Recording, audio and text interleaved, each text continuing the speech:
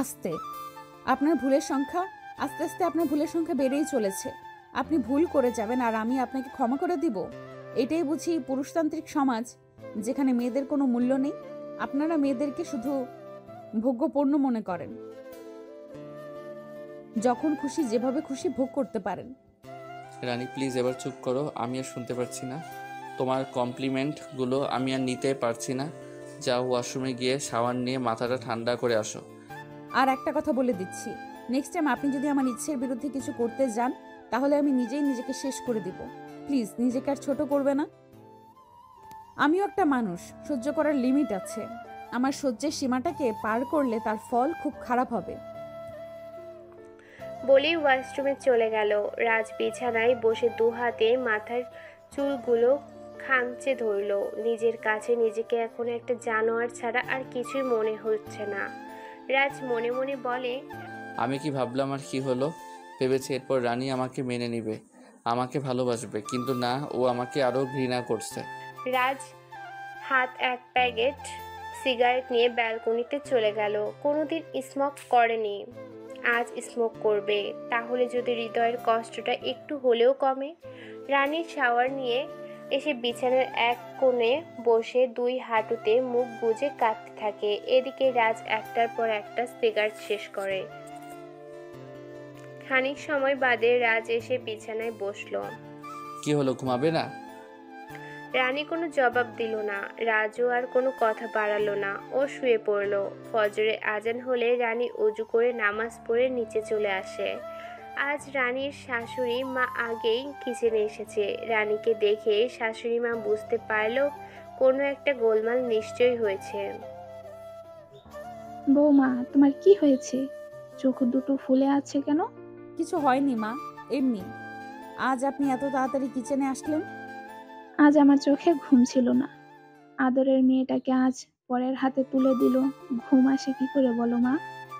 মা চিন্তা করবেন না, আপু বিয়ের পর ভালোই থাকবে। কারণ আপু তো তার পছন্দের ছেলেকেই বিয়ে করতে যাচ্ছে। তবে আপুর ব্যাপারে আপনারা আমার মতো কমপ্লিকেটেড করে রাখেননি। রানীর শাশুড়ি মা বুঝতে পারল ছেলে আমার বউয়ের সম্পর্কটা ঠিক হয়নি। রানীর কথার মানেটা শাশুড়ি মা বুঝতে পারল। দেখতে দেখতে রাইসার বিয়েটা হয়েই গেল। এখন কনে বিদায়ের পালা। বাবা মাকে জড়িয়ে ধরে রাইসা কেঁদেই চলেছে, বাবা মাও কাঁদছে। রাজ আর অভি বোনকে বাবা মায়ের কাছ থেকে ছাড়িয়ে গাড়িতে তুলে দিল। রাইসাকে বিদায় দেওয়ার পর রানী আর মিনা ছাদে এসে বসলো। মিনা আসার পর থেকে একা কোথাও বলল না রানী। তোর কি হচ্ছে বলতো? আমি আসার পর থেকে আমার সাথে একা একা কথাও বললি না। রানী মিনাকে জড়িয়ে ধরে কেঁদে দিল। মিনা রাজ একটা জানোয়ার, কাল রাতে আমার উপর পশুর মতো ঝাঁপিয়ে পড়ছে। কি? তোর ইচ্ছের বিরুদ্ধে এসব করছে? ছি! এটাই মনে হয় পুরুষ মানুষ, নিজের পুরুষত্বটাকে তাহলে জাহির করেই নিল। এখন আমি কি করব বল? কি আর করবি, মেনে নে সবটা। আমরা মেয়ে মানুষ, সারা জীবন মেনে নিতে নিতে আর মানিয়ে চলতে চলতে জীবনটাই পার করে দিই। অথচ আমাদের চাওয়া পাওয়ার কোনো খোঁজ খবর সমাজই রাখে না। এত সহজে সবকিছু মেনে নিলে আমি যে হেরে যাব। এমনিতেই হেরে বসে আছি। তোর বাদ দে, নিজেকে প্রমাণ কর তুই কারো থেকে কম না। আজ বাড়ি যাবি না? যাবো। ঢাকা পেবি কবে? আগামীকাল। তুই একটা কাজ করিস, বাড়ি ফেরার পথে দুটো টিকিট নিয়ে নিস। আচ্ছা ঠিক আছে। রাজ আর রিশাদও আসলো ছাদে। মিনা, কেমন আছো? তুমি আসার পর থেকে তোমার সাথে কথা বলার অনেক চেষ্টা করছি, কিন্তু তুমি সুযোগ দিলে না। আলহামদুলিল্লাহ। আপনি আমার স্যার, আপনার সাথে এত কথা কিসের সেটাই তো বুঝতে পারছি না। নাকি আপনারও ইচ্ছা আছে পুরুষত্ব জাহির করার? রাজ মিনার কথা শুনে মাথা নিচু করলো। রাজ বুঝতে পারলো মিনা কথাটা ওকেই উদ্দেশ্য করে বলেছে। তোমার কথাটা ঠিক বুঝতে পারলাম না। আমি কথাগুলো বাংলাতে বলেছি, তাই না বোঝার কোনো কারণই নেই। আমি এখন আসি, সন্ধ্যা হয়ে যাচ্ছে। আমি তোমাকে এগিয়ে দেই। তার আর প্রয়োজন নেই, এটা আমারই গ্রাম, আমি ঠিক চলে যেতে পারবো। প্লিজ না করো না। মিনার সাথে রিশাদও পিছু পিছু চলল। আমি কাল চলে যাচ্ছি। চলে যাচ্ছি মানে? মানে ঢাকাতে ফিরবো, এখানে আমার দম বন্ধ হয়ে আসে। আচ্ছা ঠিক আছে, আমি যাব তোমার সাথে। তুমি কিন্তু আমার সাথে আমার বাসায় উঠবে। দেখুন, বাড়াবাড়ি করবেন না, আমার লাইফটা আমার মতো কাটাতে দিন। তোমার লাইফের সাথে যে আমার লাইফটা জুড়ে গেছে তাকে তুমি উপেক্ষা করবে কি করে? রানী কোনো কথা না বলে নিচে চলে গেল। রাতের বেলা রানী সবটা গুছিয়ে নিল। ডাইনিংয়ে ডিনার করতে আসলো সবাই। রানী সবাইকে খাবার দিতে দিতে বলল, বাবা, মা, অভি, আমি কাল ঢাকায় চলে যাব। কালকেই যেতে হবে? আর 2 দিন থেকে এলে হতো না? না বাবা, আমি কালকেই যেতে চাই। বৌমা, তোমাকে আটকানোর অধিকার হয়তো আমাদের এখনো জন্মায়নি। যেতে চাচ্ছ যখন যাও, তবে মনে রেখো এটা তোমার শ্বশুর বাড়ি, আর আমরা তোমার বাবা মায়ের মতো। তাই বলছি, আমরা ডাকলেই চলে এসো। বড় বাবা মায়ের মুখের দিকে চেয়ে। আসবো মা, আমার যে যাওয়ার আর কোনো জায়গা নেই, আর আপন বলতে আপনারাই। আমি জানি রানী, তুই বড্ড অভিমানী। আজ আমি তোকে দেবর হয়ে না, একজন বেস্ট ফ্রেন্ড হয়ে কিছু কথা বলছি। মানুষের জীবন খুব স্বল্প সময়ের, তবুও মানুষ সুখের জন্য কত কিছুই না করে। বন্ধুত্ব, ভালোবাসা, সংসার সব কিছুর মাঝে নিজেকে মানিয়ে গুছিয়ে নেওয়ার চেষ্টা করে, যেন সে একা না হয়ে যায়। মানুষ কখনোই একা একা থাকতে পারে না। তোর হৃদয়ের বন্ধ দরজার তালা খুলে দে, প্রাণ ভরে নিঃশ্বাস নে, আর সমস্ত অভিমান ভুলে ভাইয়ার কাছে ফিরে যা। বুঝলাম। কি বুঝেছিস? এইটাই যে শ্বশুরালয় হলো একটা মহাবিদ্যালয়, যেখানে সবাই শিক্ষক আর ছাত্রী হলো একমাত্র বউ। ধ্যাত, তোকে বোঝানো আর পাথরে মাথা ঠোকা একই ব্যাপার। সরি রে, তোকে আর কিছু বলবো না। আমিও বিদেশে চলে যাব কয়েকদিন পর। তোর সাথে হয়তো আর দেখা হবে না। আমি আমার ভাবির জন্য একটা গিফট এনেছিলাম, কিন্তু এত ঝামেলার মাঝে আর দেওয়া হয়নি। এই নে তোর গিফট, পছন্দ হলে পড়িস। ধন্যবাদ। খাওয়া শেষ হলে যে যার রুমে চলে গেল। রানী, একটা কথা বলবো? আমাকে আর ভদ্রতা দেখাতে হবে না, যা বলার বলে ফেলুন। বলছি, আমাকে আর একটা সুযোগ দেওয়া কি যায় না? ভুল করলে সুযোগ মেলে, বাট অন্যায় করলে কোনো সুযোগ পাওয়া যায় না। আমি এখন ঘুমাবো। প্লিজ আজকে রাতটা অন্তত বিছানায় শোও, আমি মাঝখানে একটা বালিশ দিয়ে শোবো। এই অনুরোধটুকু রাখো, আর কখনো তোমাকে অনুরোধ করব না। আচ্ছা ঠিক আছে। রানী বিছানায় শুয়ে পড়ল। রাজ মাঝখানে একটা বালিশ দিয়ে দিল। ফজরে আজান হলে রানী উঠে পড়ে। এদিকে রাজের সারা রাত ঘুম হয়নি। আজান শুনে রাজু উঠে পড়ল। রানী ফ্রেশ হয়ে অজু করে নামাজ পড়ে নিল। রাজু অজু করে মসজিদে চলে গেল। রানী রান্নাঘরে এসে সবার জন্য চা বানালো। রাজ আর রিশাদের জন্য কফি বানালো। একটু পর রাজ আর রিশাদ মসজিদ থেকে ফিরে আসলো। লিভিং রুমে সোফাতে বসতেই রানী ওদের দুজনকে কফি দিল। আপনাদের কফি। রানী, তোমার কি হয়েছে? কাল থেকে দেখছি মুখ কুমড়া করে আসো। আপনার বন্ধুকে জিজ্ঞেস করুন, আশা করি উত্তর পেয়ে যাবেন। বলে রানী চলে গেল। রিশাদ ভুকু চোখে রাজের দিকে তাকালো। রানীর কি হয়েছে? আমি ভুল করে ফেলেছি। তারপর সবটা বলল রিশাদ। তোকে আমি বারবার করে নিষেধ করছি, কিন্তু তুই আমার কোনো কথাই শুনিস না। এবার হলো তো? প্লিজ আমাকে ভুল বুঝিস না, আমি শুধু রানীকে আমার কাছে চিরকাল আটকে রাখার জন্য করছি। আসলে তুই একটা ক্রেজি সাইকো। রানী ওর শ্বশুর আর শাশুড়িকে চা দিতে গেল। আসো মা। বাবা, মা, আপনাদের চা। মা, বের হবে কখন? 9টার সময় বাস, তার আগেই বের হব। বৌমা, তোমাকে একটা কথা বলবো? বলুন মা। আমি জানি মা, আমার ছেলে আর তোমার সম্পর্কটা ঠিক নেই। তোমাদের মাঝে কিছু একটা চলছে। যাই চলুক, আমি সেটা জানতে চাচ্ছি না। একটা কথা কি জানো, এই পৃথিবীতে একটা মেয়ের সবচেয়ে আপন হলো তার স্বামী। ঠিক বুঝলাম না। বলছি, এই যে দেখো, এই পৃথিবীতে সর্বপ্রথম একটা মেয়ের আপন হলো তার বাবা মা। কিন্তু বাবা মা যে সারা জীবন সাথে থাকে না, যেমন এখনই নেই তোমার বাবা মা। তারপর ধরো ছেলে মেয়ে, এরা বড় হওয়া পর্যন্ত তোমার সাথে থাকবে। একটা সময় পর তারাও কিন্তু তোমার কাছে থাকবে না। যেমন ধরো আমার মেয়েটা গতকাল আমাদের ছেড়ে শ্বশুর বাড়ি চলে গেল। এখন যখন আসবে তখন অতিথি হয়ে আসবে। তারপর ছেলে দুটো, অভি চলে যাবে বিদেশে আর রাজা ঢাকায়। পড়ে থাকবো শুধু আমরা দুজন, তোমার বাবা আর আমি। এখন তবে হিসেব করে দেখো, পৃথিবীতে সবচেয়ে আপন মানুষটিকে। আমার জায়গায় তোমার বাবা মা হলেও হয়তো এই একই কথা বলতো। তাই বলছি, অভিমানের বেড়াজাল ভেঙে স্বামীর কাছে ফিরে যাও। দেখবে আমার ছেলে তোমাকে রাজরানী করে রাখবে। কিন্তু মা, কোনো কিন্তু না মা। আমরা মেয়ে মানুষ হলাম পানির মতো। যখন যে পাত্রে রাখা হয় তখন সেই পাত্রের রূপ ধারণ করতে হয়। তুমি বুদ্ধিমতী, আশা করি এর থেকে বেশি কিছু বলতে হবে না। একটু পর রাজ আর রানী দুজনে রেডি হলো। মিনা রানীকে ফোন করে বাস স্টপে আসতে বলল। রাজ, রানী, রিশাদ, বাবা মা আর অভির কাছ থেকে বিদায় নিয়ে বেরিয়ে পড়লো। গ্রামের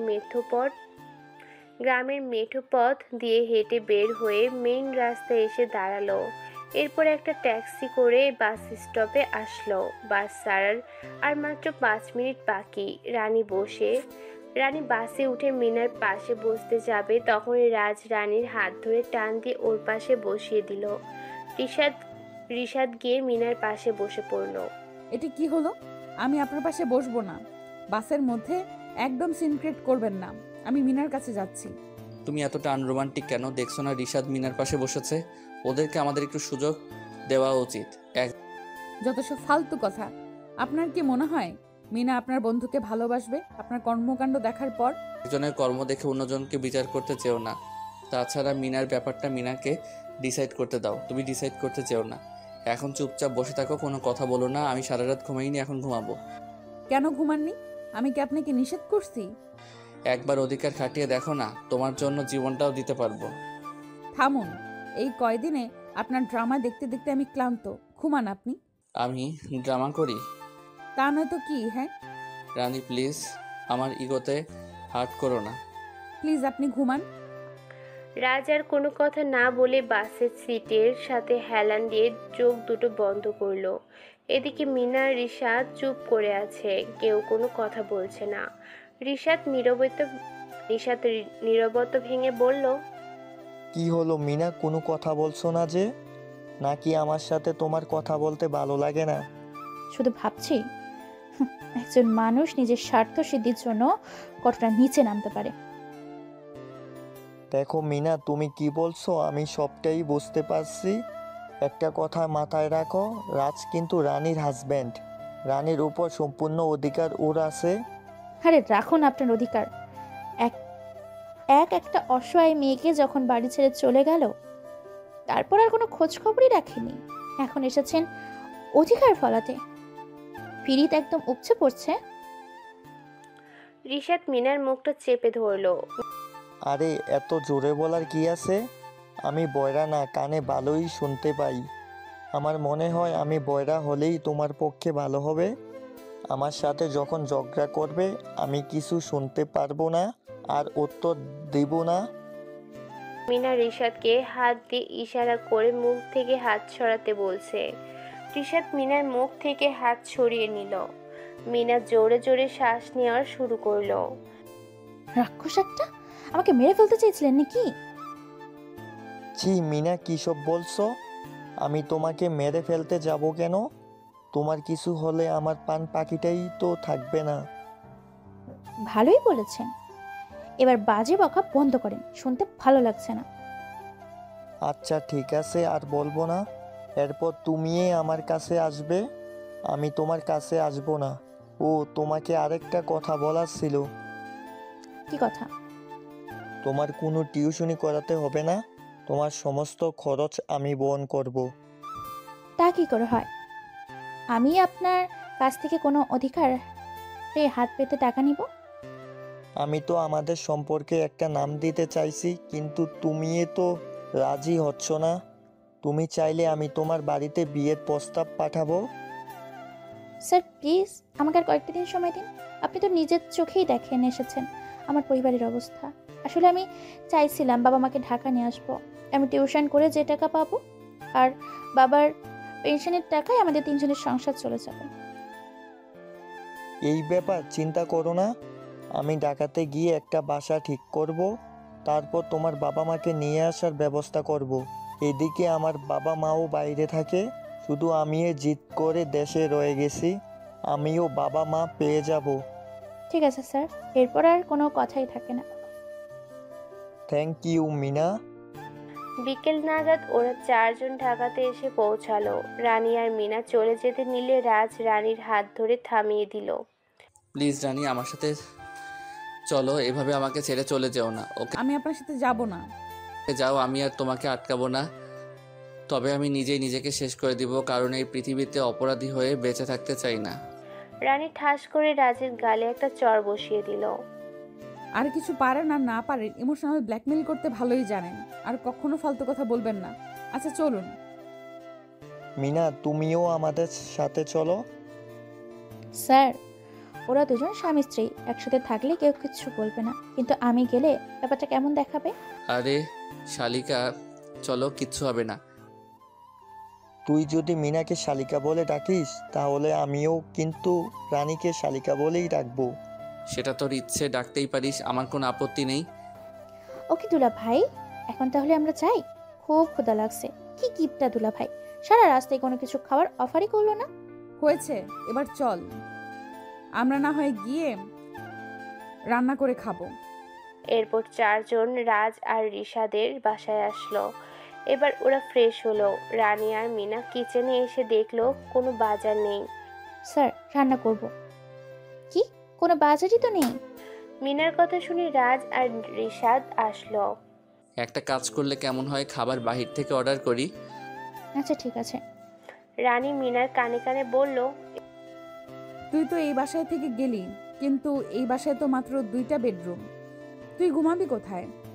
কি রে, একটা রাত স্বামীকে ছাড়া থাকতে পারবে না?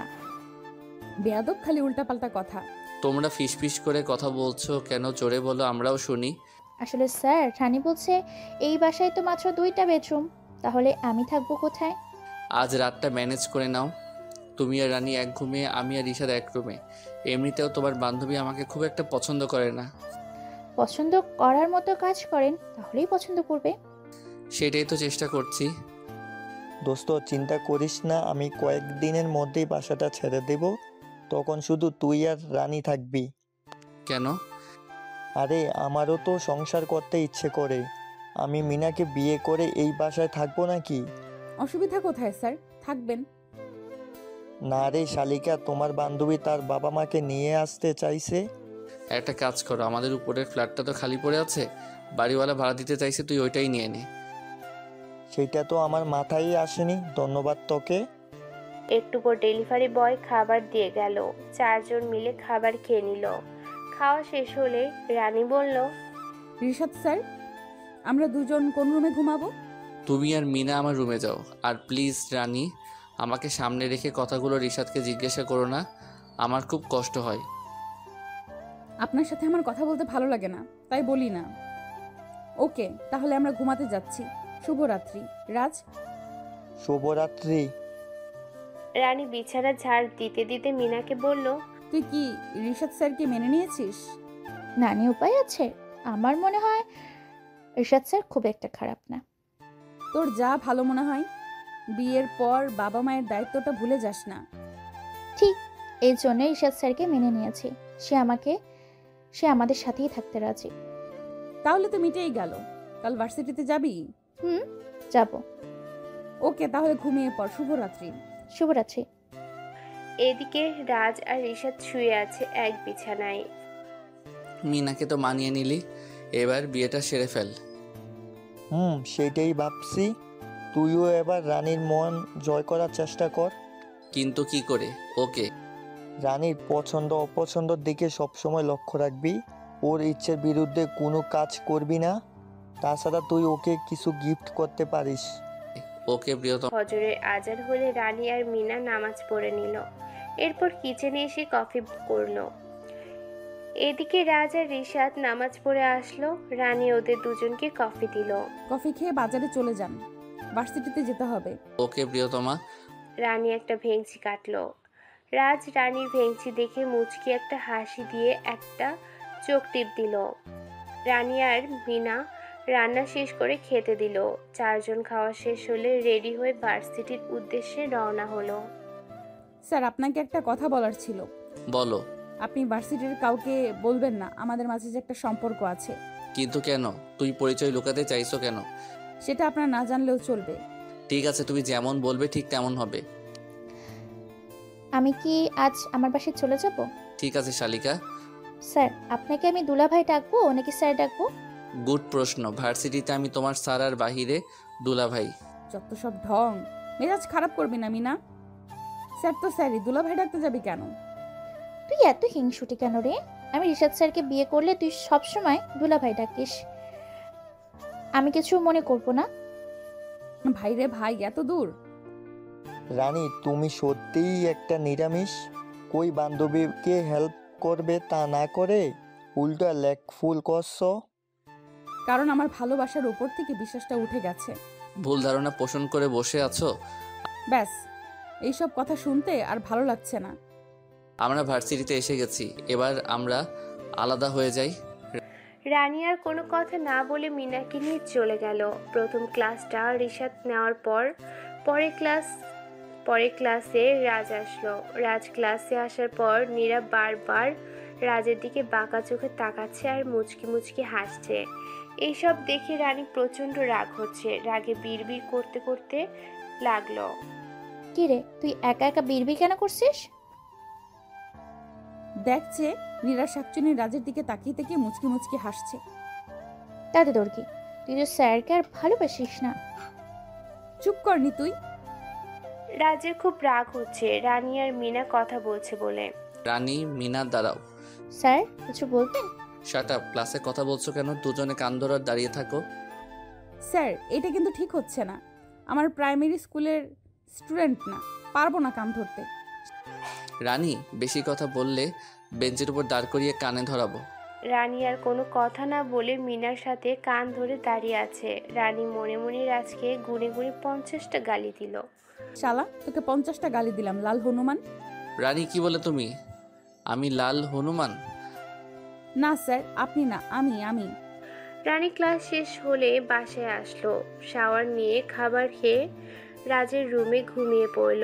রাজ বাসায় আসার পর দেখলো রানী ঘুমিয়ে আছে। মনে মনে বলল, আমার মহারানীর মনে হয় খুব রাগ হয়েছে। আমার জন্য অপেক্ষা না করে খেয়ে দিয়ে ঘুমিয়ে পড়লো। সন্ধ্যাবেলা রানী রেডি হচ্ছে বাইক নিয়ে বের হবে বলে। কোথায় যাচ্ছ তুমি? মনে হয় ভুলে গেছেন আমি একজন লেডি বাইকার, বাইক চালাতে যাচ্ছি। আজ থেকে তুমি আর বাইক চালাবে না, আমি তোমাকে স্কুটি কিনে দিব আর কালকেই দিব। দেখুন, আমি আপনার কাছ থেকে হাত পেতে টাকা নিতে পারবো না। তাছাড়া এই মুহূর্তে আমার কাছে কোনো টাকা নেই। রাজ ওর ওয়ালেট থেকে এটিএম কার্ড বের করে বলল, এই নাও আমার এটিএম কার্ড। আজ থেকে এটা তোমার। আমি তোমাকে প্রতি মাসে তোমার অ্যাকাউন্টে টাকা ট্রান্সফার করে দিব। আমি কেন আপনার টাকা নিব? কারণ তুমি আমার অর্ধাঙ্গিনী। আমার সব কিছুর উপর তোমার অধিকার আছে। থ্যাঙ্কস গড যে তোমার যাত্রী শুধু আমি ছিলাম, অন্য কোনো পুরুষ মানুষ ছিল না। আমি চাই না আমার বউয়ের কোমর ধরে বাইকে অন্য পুরুষ মানুষ বসুক। এই আপনি কিন্তু আমার সাথে অন্যায় করছেন। কাজটা করলে যদি অন্যায় হয় তাহলে এই অন্যায় আমি বারবার করতে চাই। জোর করে অধিকার খাটাতে এসেছে, কিন্তু আমি নিজেই যখন অধিকার দিতে চাইলাম তখন আমার দিক থেকে মুখ ফিরিয়ে নিলেন। ও রানী, পুরনো কথাগুলো মন থেকে ছেড়ে ফেলে দিতে পারো না?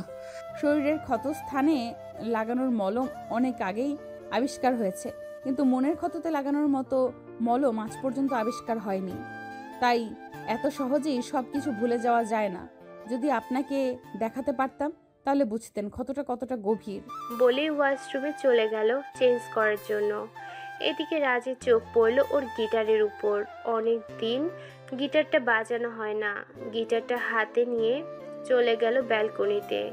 গিটারের টুংটাং আওয়াজ তুলতে গাইতে শুরু করলো। রানী ওয়াশরুম থেকে বের হয়ে মুগ্ধ হয়ে রাজের গান শুনছে। গান গাওয়া শেষ হলে রানী রাজের পাশে এসে দাঁড়ালো। বাহ, আপনি গানটা তো খুব ভালোই গাইলেন, কিন্তু মনের মাঝে এত কুটিলতা কেন? আমি তোমার কাছ থেকে বেটার কমপ্লিমেন্ট চেয়েছিলাম, কিন্তু তুমি আমাকে তো কথা শোনানো থেকে বিরত থাকবে না। যাই হোক, রাত অনেক হয়েছে, চলো খেতে দিবে। আমি রিশাদকে রাখছি। পারবো না, আপনি নিজে বেড়ে খেয়ে নিন। খাবে না? না, ক্ষুধা নেই। ওকে। রানী বই নিয়ে বসলো। রাজ ডিনার করে এসে দেখলো রানী বই পড়ছে। তুমি কি অনেক রাত পর্যন্ত বই পড়ো? হ্যাঁ, কেন? না এমনি। ওকে, তুমি পড়ো, আমি ঘুমাচ্ছি। বুঝেছি, লাইট জ্বললে আপনার ঘুম আসবে না, তাই তো? হ্যাঁ ঠিক ধরেছো, সমস্যা নেই, তুমি বই পড়ো, এরপর থেকে আমি অভ্যাস করে নিব। ওকে, আমি টেবিল ল্যাম্প জ্বালিয়ে পড়ছি। সমস্যা হবে না তো? না, কোনো সমস্যা নেই। শুভরাত্রি। রানী রাজকে ইচ্ছে করে শুভরাত্রি বলল না। আর মান আর অভিমানের মাঝে কাটতে থাকে রাজ আর রানীর দিনগুলো। কেটে গেল কয়েকটা দিন। রাজ রানীকে স্কুটি কিনে দিল। রানী প্রতিদিন স্কুটিতে করে ভার্সিটিতে আসে। আজ সকাল থেকেই রানীর শরীরটা খুব একটা ভালো লাগছে না, তবুও ভার্সিটিতে আসলো। রিশাদ আর রাজের ক্লাস শেষ হলে রানী মিনাকে বলল, মিনা, আমার শরীরটা খুব খারাপ লাগছে, বাসায় যাব। আজ ভুল করে চাবিটা বাসায় রেখে এসেছি। চল, রাজার কাছ থেকে চাবিটা বাসায় নিয়ে যাই। ওকে চল। রানী আর মিনা চলল রাজের রুমের দিকে। রানী রাজের রুমে পা বাড়াতে যা দেখলো তাতে নিজেরই চোখে বিশ্বাস হচ্ছে না। রানীর মনে হচ্ছে এই মুহূর্তে যেন আকাশটা এসে ওর মাথার উপর পড়বে। হৃদয়ের সমস্ত ইন্দ্রিয় যেন জড়ো হয়ে যাচ্ছে। পুরো পৃথিবী কালো অন্ধকারে ছেয়ে যাচ্ছে। রানীর দু চোখ বেয়ে অঝরে পানি পড়তে লাগলো। রানী আর এক মুহূর্ত ওখানে দাঁড়িয়ে থাকতে পারল না। রানী চলে যাওয়ার সময় রাজের চোখ পড়ল। রাজ আর কিছু না ভেবে দৌড়ে এসে রানীর হাত ধরে টান দিয়ে ওর দিকে ফিরিয়ে নিল। আচমকা রাজের টানে রানী টাল সামলাতে না পেরে রাজের বুকে গিয়ে পড়ল। রানীর প্রচণ্ড রাগ হচ্ছে। রানী জোরে একটা ধাক্কা দিল, কিন্তু রাজ রানীর হাত ছাড়ল না। What makes you dare to touch me? You are a man of dirty character. Please ছাড়ুন আমায়। আপনার স্পর্শগুলো এখন আমার বিষের মতো লাগে। রানী, আমাকে কিছু বলার সুযোগ তো দিবে? কি বলবেন আপনি? এখন সাজিয়ে গুছিয়ে কিছু মিথ্যা বলবেন, তাই তো? শুনবো না আপনার কথা। অনেক সময় চোখের দেখাও ভুল থাকতে পারে। তুমি দেখছো সেটা ঠিক দেখছো, বাট পিছনের কথাটা তো শুনবা। তাহলে তো নিজের চোখে অবিশ্বাস করতে হয়। চুপ, একদম চুপ। আগে আমার কথাটা শোনো, তারপর বিচার করো। এদিকে নীরা এসে রাজের হাত ধরে বলল, স্যার, আপনারা তো কিসের কথা এই মেয়েটার সাথে? কি সম্পর্ক ওর সাথে আপনার? রাজ নীরার প্রশ্নের উত্তর না দিয়ে ঠাস করে একটা চড় বসিয়ে দিল আর রেগে গিয়ে বলল, নীরা, ক্লাসে যাও, তোমাকে তো আমি পরে দেখে নিব, আগে রানীকে সামনে নেই। নীরা কাঁদতে কাঁদতে দৌড়ে চলে গেল। আপনি ওকে মারলেন কেন? মারার মতো কাজ করছে তাই মারছি। ও আজ যা করছে তাকে ওকে একটা চড় না আরো কয়েকটা চড় দেওয়া উচিত ছিল। নাটক বন্ধ করুন। প্লিজ জানি, অবিশ্বাস করো না। তাহলে শোনো, তুমি আসার কিছু সময় আগে নীরা আমার রুমে এসে একটা গোলাপ ফুল আমার সামনে ধরে বলল, লাভ ইউ স্যার। তারপর আচমকা জড়িয়ে ধরল আমি কিছু বুঝে ওঠার আগে, আর তখনই তোমার আগমন। এখন তুমি বলো, এখানে আমার দোষটা ঠিক কোথায়? সত্যি তো? চোর। 3 সত্যি। পিছন থেকে রিশাদ এসে বলল, রাজ কোনো মিথ্যা বলেনি, যা ঘটেছে তাই বলছে। চোরের সাক্ষী মাতাল। তোমাকে আর কিছু বলার নাই। বিশ্বাস করা বা না করা সম্পূর্ণ তোমার ব্যাপার। তবে তোমাকে আমি সত্যিটা বলছি। আমার শরীরটা ভালো লাগছে না, বাসায় যাব। কিন্তু আজ ভুল করে চাবিটা বাসায় ফেলে এসেছি। চাবি দিন। রাজ পকেট থেকে চাবিটা বের করে রানীর হাতে জিজ্ঞেস করলো, কি হয়েছে তোমার? বাসায় যেতে পারবে তো? চিন্তা করবে না, মিনা আছে। ও আমাকে বাসা অবধি পৌঁছে দিবে। চল মিনা। সাবধানে যেও, আর বেশি খারাপ লাগলে আমাকে ফোন করো। রানী কোনো কথা না বলেই চলে গেল। সত্য করে বলতো, তোর কি হয়েছে? তেমন কিছু না, সকালবেলা কয়েকবার বমি হয়েছে আর প্রচন্ড মাথা ঘুরায়। সুখবর টবর আছে নাকি? জানি না রে। একটা কাজ করতে পারিস, একটা প্রেগন্যান্সি কিট এনে পরীক্ষা করে দেয়। আচ্ছা চল, যাওয়ার পথে নিয়ে যাব। আজ তুই স্কুটি চালা, আমি পারবো না রে। ঠিক আছে, উঠে বস। রানী আর মিনা একটা প্রেগন্যান্সি কিট নিয়ে বাসায় চলে গেল। এদিকে নীরা সাপের মতো ফুঁসছে। ওর হজম হচ্ছে না রাজের চটটা, তার থেকেও বেশি রাগ হচ্ছে রানীর উপর। নীরা একা একা বিড়বিড় করতে লাগলো। নীরার বান্ধবী মীরা ওকে জিজ্ঞেস করলো, কি হয়েছে তোর? রাগী সাপের মতো ফুঁসছিস কেন?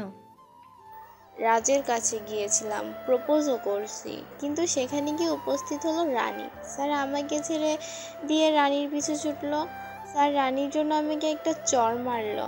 আমার মনে হয় রাজ আর রানীর মাঝে কিছু একটা চলছে। তাহলে রাজ স্যারকে বাদ দে। এই নীরা একবার যা চাই সেটা তার নিজের করে নেয়, আমিও রাজকে আমার করে নেব অ্যাট এনি কস্ট। আর রানী যদি হয় আমার পথের কাঁটা, তাহলে ওকে আমি উপড়ে ফেলবো। কাজটা কিন্তু একদম ঠিক হবে না। আমি তোর সাথে নেই। এই ব্যাপারে তুই আমার কাছ থেকে কোনো সাহায্য আশা করবি না। সমস্যা নেই, রানীর জন্যই নীরা একাই যথেষ্ট। তবে তুই আবার রানীকে কিছু বলিস না, তাহলে তো তুই জানিস আমি কি করতে পারি। তোকে কিছু বলার নেই, তুই কোনোদিন শুধরাবি না। রানী বাসায় এসে শাওয়ার নিয়ে জোহরের সালাদ আদায় করে নিল। তারপর দুপুরের খাবার একা একাই খেয়ে নিল রাজের জন্য।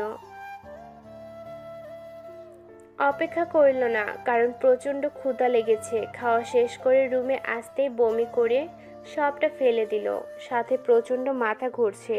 ও কোনো রকম ফ্রেশ হয়ে বিছানায় শুয়ে পড়ল।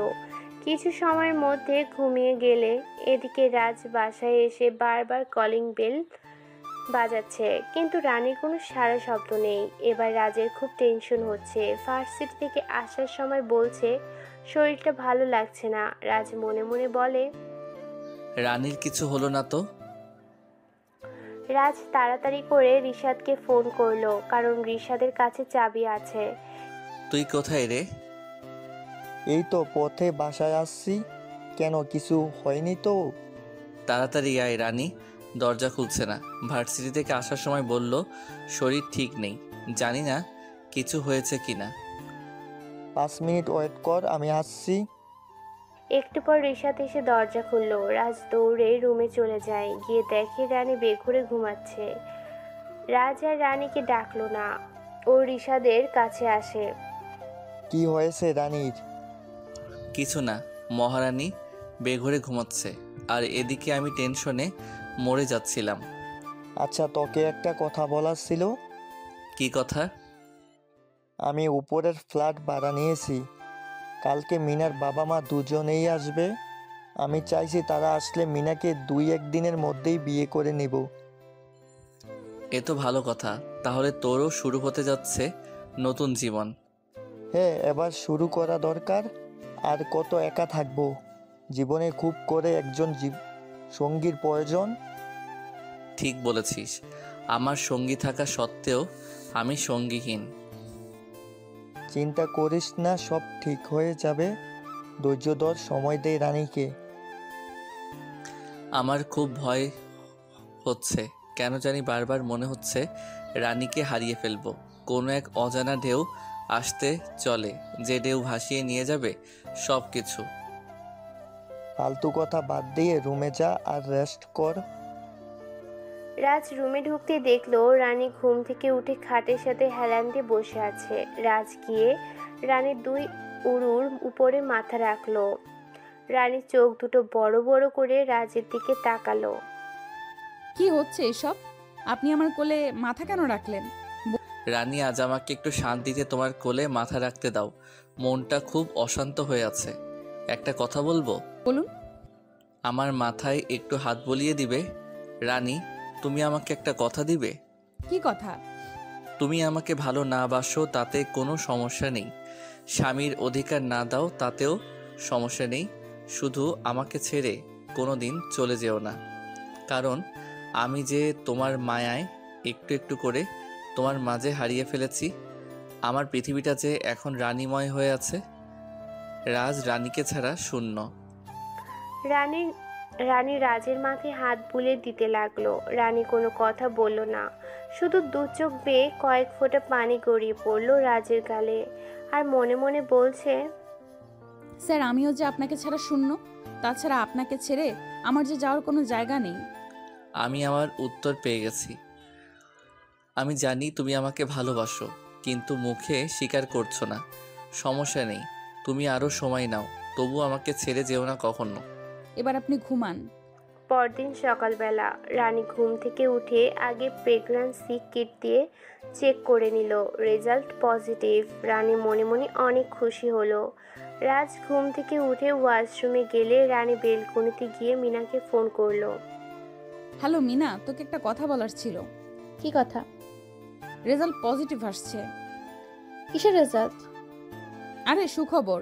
মিনা একটু ভেবে বলল, ও এই ব্যাপার, মাশাআল্লাহ, আলহামদুলিল্লাহ। বাপরে বাপ, ভাবা যায় তোমার বরের পাওয়ার দেখবে প্রথম টার্গেটেই নিশানা গিয়ে লাগলো। চুপ কর অসভ্য, লজ্জা শরম বলতে কিছু নেই। তুই খুশি হয়েছিস? খুশি না হয়ে উপায় আছে? মা হওয়ার প্রথম অনুভূতি। ছোট একটা বাবু আমাকে আধো আধো মুখে মা মা বলে ডাকবে, ভাবতেই খুশিতে বুকটা ভরে যাচ্ছে। এমন সময় রাজ পিছন থেকে বলে উঠল, কি জন্য ভাবতেই খুশিতে বুকটা ভরে যাচ্ছে, আমি কি জানতে পারি? আচ্ছা রাখছি মিনা, তোর সাথে ভার্সিটিতে এসে কথা হবে। বলেই ফোনটা কেটে দিল। কিছু না, সব কথা শুনতে নেই। ওকে, নো প্রবলেম। রেডি হয়ে নাও, ভার্সিটিতে যাব।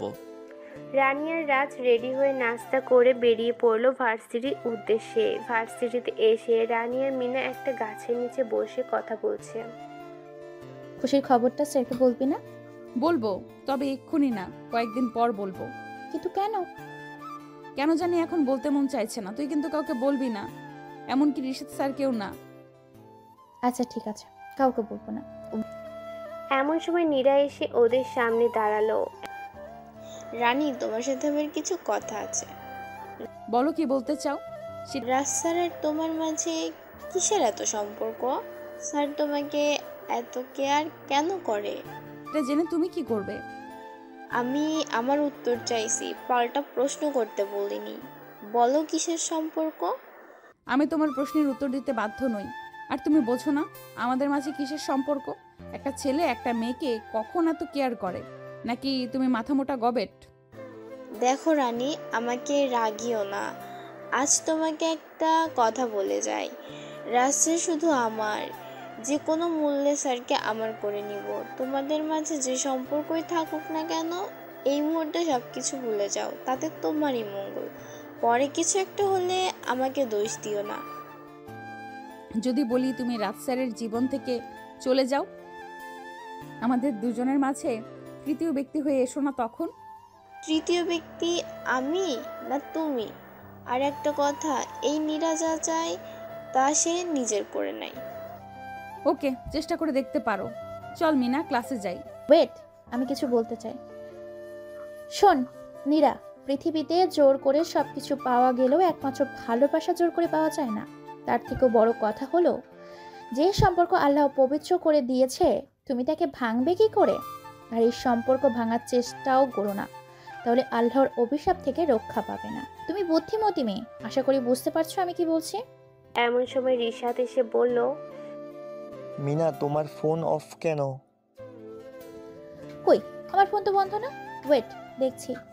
মিনা ফোনটা বের করে দেখলো সত্যি ওর ফোনটা বন্ধ। কি হলো, আমি কি মিথ্যা বলছি? আসলে স্যার ফোনটা কয়েকদিন যাবৎ সমস্যা দিচ্ছে, বারবার বন্ধ হয়ে যায়। বুঝেছি। শোনো, আমি যে জন্য এসেছি, আমি বাবা মাকে আনতে গ্রামে যাচ্ছি। আস্তে আস্তে কাল সকাল হয়ে যাবে। এই নাও ফ্ল্যাটের চাবি, বাসাটা সুন্দর করে সাজিয়ে রেখো। ঠিক আছে। আর হ্যাঁ, এই নাও এটিএম কার্ড। একটা নতুন ফোন কিনে নিও, নষ্ট ফোনটা ফেলে দাও। এটিএম কার্ড দিয়ে দিলে আপনি চলবেন কি করে? এত চিন্তা তোমার করতে হবে না, আমার কাছে ক্যাশ আছে। ঠিক আছে স্যার, সাবধানে যাবেন। ওকে, বাই। নীরা অবাক হয়ে রিশাদ স্যার আর মিনার কথাগুলো শুনলো। এবার মিনাকে জিজ্ঞেস করেই ফেললো, তোমার আর রিশাদ স্যারের সাথে কি চলছে? কেন, তুমি তা দিয়ে কি করবে? স্যার তোমাকে তার এটিএম কার্ডটা পর্যন্ত দিয়ে দিল, এটা তো কোনো সহজ সম্পর্ক না। তুমি যেমন চিপ মেন্টালিটির মেয়ে, তেমন সবাইকে তোমার মতো মনে করো না। মিনা রিসার্চ স্যারের বাগদত্তা, এক কথায় বয়ফ্রেন্ডও বলতে পারো। তাহলে রাজ স্যারও বুঝি তোমার বয়ফ্রেন্ড? যদি হয়েও থাকে তাতে তোমার কোনো সমস্যা হবে বলে তো মনে হয় না। তোমরা দুই বান্ধবী মিলে ভালোই প্ল্যান করে করে বড় দাও মেরেছো, কিন্তু আমিও দেখব তুমি রাজ স্যারকে কতদিন আটকে রাখতে পারো। আচ্ছা, তোর যা করার করে নিস, এখন সর, আমাদের যেতে দে, ফালতু মেয়ে একটা। কি, তুই আমাকে ফালতু বললি? তোকে তো আমি দেখে নেব। হ্যাঁ হ্যাঁ, যা যা পারিস কর, দেখবো তোর কতটা দম আছে। শোন, এই চারজনের সম্পর্ক আমার কাছে শুধু বয়ফ্রেন্ড গার্লফ্রেন্ডের অবধি মনে হচ্ছে না। তুই বুঝছিস না এদের কথাবার্তা শুনে? আমার মনে হয় এরা চারজন স্বামী স্ত্রী, রাজ্জার আর রানী, মিনা আর রাশিদ স্যার। মিনা আর রিশাদ স্যার যদি স্বামী স্ত্রী হয়েও থাকে তাতে আমার কোনো আপত্তি নেই, তবে রাজ আর রানী যদি স্বামী স্ত্রী হয় তাহলেও আমার রাজকে চাই। রানীকে সরিয়ে ওর জায়গাটা আমি নেব। তোর মেন্টাল সমস্যা আছে, তোর এখনই একজন মেন্টাল ডক্টর দেখানো উচিত। চুপ কর ফাজিল সেমরি, আমি মোটেও মেন্টাল না, আমি পুরোপুরি সুস্থ একজন মানুষ। আমার কি মনে হয় জানিস, তুই আসলে রাজ স্যারকে ভালোবাসিসই না, তোর মাথায় জিদ চেপে বসেছে রানীকে হারানোর। আমি তো বলবো তুই হার জিতের লড়াইয়ে নেমেছিস। একটা কথা মনে রাখিস, তুই যে আগুনে জ্বলতে চাইছিস সেই আগুনে তুই পুড়ে মরবি। মিলিয়ে নিস আমার কথা, কারণ ভালোবাসাটা কোনো গেম না যেখানে হার জিতের লড়াই করতে হবে। কি বলতে চাইছিস তুই? আরে ভালোবাসাটা হলো একটা ফিলিংস যেটা আসে হৃদয়ের গভীর থেকে, আর যাকে ভালোবাসা যায় তার সুখের জন্য সবকিছু করা যায়, তার কিসের সুখ কিসের দুঃখ সবটা। কিন্তু তুই তার উল্টো করছিস। রাজ্জার যদি রানীকে নিয়ে সুখে থাকে তাহলে তার জন্য দোয়া করা উচিত যাতে সারা জীবন সুখে থাকে, তা না করে তুই তার সুখটা কেড়ে নিতে চাইছিস। দেখ, আমি এতটাও মহান না, বাংলা সিনেমার টিপিক্যাল নায়িকাদের মতো ডায়লগ দিস না তো। আমি হলাম বাংলা সিরিয়ালের খলনায়িকা, বুঝছিস? এখন চল ক্লাসে, একটু পর আমার হিরোর ক্লাস। রিশাদ আজ ভার্সিটিতে নেই বলে প্রথম ক্লাসটা রাজ নিতে আসলো। কেমন আছো তোমরা সবাই? জি স্যার, আলহামদুলিল্লাহ স্যার, ভালো আছি। আপনি? আলহামদুলিল্লাহ, আমিও ভালো আছি। নীরা দাঁড়িয়ে রাজকে বলল, ওয়াও স্যার, আজ আপনাকে যা লাগছে হ্যান্ডসাম হিরো। আপনি এত সুন্দর কেন স্যার? নীরার কথা শুনে রাজ আর মিনার প্রচণ্ড রাগ হচ্ছে। রানী আর মিনা যদি পারতো তাহলে এক্ষুনি কানের নিচে ঠাস করে লাগিয়ে দিত।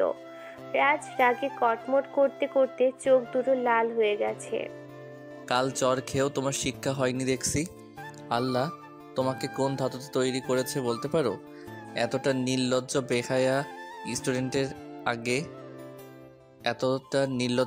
স্টুডেন্ট এর আগে কখনো দেখিনি। নেক্সট টাইম আমার সাথে ক্লাসে বসে উল্টাপাল্টা কথা বললে অর্ধচন্দ্র দিয়ে ক্লাস থেকে বের করে দিব। কথাটা যেন মাথায় থাকে। স্টুপিড গার্ল, পড়ানোর মুডটাই নষ্ট করে দিল। স্যার প্লিজ, এটা ক্লাসরুম, আর সিনক্রেট করবেন না। আর ও তো কিছু ভুল বলেনি, আপনি হ্যান্ডসাম হিরোর মতো দেখতে, সত্যিটাই বলছে। আমি তোমার কাছ থেকে কোনো কমপ্লিমেন্ট চাইনি। ক্লাসের সবকটা ফাজিল। দেখব তোমরা এবার এক্সামে কি করো।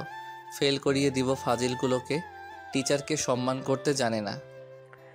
রাজ আজ আর ক্লাস না করিয়ে রাগে কটমট করতে করতে চলে গেল। কেটে গেল 2 দিন। আজ রিশাদ আর মিনার বিয়ে। ঘরোয়া পরিবেশে বিয়ের কাজ সেরে নিবে রিশাদ, কারণ ওর বাবা মা দেশে নেই, তাই আর আয়োজন করে বিয়েটা করা হলো না।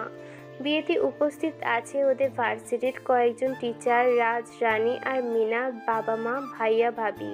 মিনার বাবা মা খুব খুশি, কারণ তাদের মেয়েকে ভালো একটা পাত্রের সাথে পাত্রস্থ করতে পারবে। কিন্তু মিনার ভাই খুব একটা খুশি হতে পারল না। তার বক্তব্য হলো অচেনা অজানা একটা ছেলে, তার উপর এই মুহূর্তে তার কোনো লিগ্যাল গার্ডিয়ান নেই। এমন ছেলের সাথে বিয়ে দেওয়াটা কি ঠিক হচ্ছে? পরে কোনো ঝামেলা হলে মিনার দায়িত্ব সে নিতে পারবে না। বাবাও ছাপ ছাপ জানিয়ে দেয়, কোনো সমস্যা হলেও মিনার দায়িত্ব তার নিতে হবে না। কারণ যে ছেলে নিজের বাবা মায়ের দায়িত্বই নেয় না, সে আবার নেবে বোনের দায়িত্ব? আরে তুমি নিজে আগে মানুষ হও, তারপর অন্যের কথা চিন্তা করো। মিনার বিয়েটা হয়েই গেল। বিয়ের সমস্ত ফর্মালিটি গুছিয়ে রিশাদ আর মিনাকে বাসর ঘরে পাঠানো হলো। রাজ আর রানীও নিজের বাসায় চলে গেল। মিনার বিয়ের টেনশন আর বিয়ে বাড়ির দখল শেষ করে রানী খুব ক্লান্ত। ও কোনো রকম ফ্রেশ হয়ে বিছানায় শুয়ে পড়ল। রাজু ফ্রেশ হয়ে এসে বিছানায় গা এলিয়ে দিয়ে রানীর দিকে তাকিয়ে একটা বাঁকা হাসি দিল। শোনো রানী, বলুন, কি বলতে চান? আজ তো রিশাদ আর মিনার না বাসর রাত, চলো আমরাও না হয় ওদের মতো। চুপ, একদম চুপ। উল্টাপাল্টা চিন্তা মাথায় আনলে আমি কিন্তু চলে যাব। শরীরটা খুব খারাপ লাগছে, আমাকে ঘুমাতে দিন। সরি আর বলবো না, কিন্তু তুমি কয়েকদিন যাবৎ শুধু বলো শরীর খারাপ লাগে। কি হয়েছে তোমার? তেমন কিছু না, এত চিন্তা করতে হবে না। ঘুমিয়ে পড়েন, সকালে আবার ভার্সিটিতে যাবেন। না, কালকে ছুটি নিয়েছি, তাই ভার্সিটিতে যাব না। শোনো, কাল তোমাকে নিয়ে একবার ডাক্তারের কাছে গেলে কেমন হয় বলো? আমার কিছুই হয়নি, শুধু শুধু ডাক্তারের কাছে কেন যাব? তাহলে আর যেন শুনি না শরীর খারাপ লাগছে। আশ্চর্য, শরীর খারাপ লাগলেও বলতে পারবো না। আপনি এত ক্রেজি কেন? কারণ আমি যে তোমার ডেঞ্জারাস ক্রেজি বর, তাই। হ্যাঁ জানি তো, যার ফল ভোগ করতেছি এখন আমি। মানে কিছু না। জানো রানী, এই কিছু না শব্দটার মধ্যে লুকিয়ে থাকে হাজার রহস্য। আমার মনে হয় কি জানো, মানুষ তার সমস্ত কষ্ট লুকিয়ে রাখে শুধুমাত্র এই একটা শব্দের মাঝে। বলা হয়ে গেছে, তাহলে এবার থাকুন আর আল্লাহর নাম নিয়ে ঘুমিয়ে পড়েন। রাজ মনে মনে বলে, রানীর মাঝে কিছু একটা ঘাপলা আছে, কিন্তু কি সেটা? আর আমাকে বলছে না কেন? পরদিন সকালবেলা রানী আর রাজ নাস্তা করে চলে গেল রিশাদের ফ্ল্যাটে। রানী চলে যায় মিনার কাছে। রানী মিনাকে কাঁধ দিয়ে হালকা ধাক্কা দিয়ে জিজ্ঞেস করলো, কিরে, কেমন কাটলো ফুলসজ্জার রাত? এসব কথা কি কাউকে বলতে আছে? যা দুষ্টু, আমার বুঝি লজ্জা করে না? ওরে আমার লজ্জাপতি লাজুক লতা, অপরকে লজ্জা দিতে বুঝি তোমার লজ্জা করে না? এদিকে রিশাদ আর রাজ লিভিং রুমে বসে গল্প করছে। রিশাদের মুখে খুশির ঝলক। কিরে, মনে হচ্ছে খুব খুশি তুই? খুশি না হয়ে উপায় আছে? গতকাল প্রিয় মানুষটিকে আপন করে পেলাম। রিশাদের কথা শুনে রাজ একটা দীর্ঘশ্বাস নিল আর বলল, আমার জীবনটা যদি তোর মতো হতো। চিন্তা করিস না, সব ঠিক হয়ে যাবে। তুই শুধু একই কথা বলে যাচ্ছিস, কিন্তু ঠিক হয়ে যাবে। রানী আমাকে বুঝতেই পারে না, মেয়েটা এত অবুঝ কেন?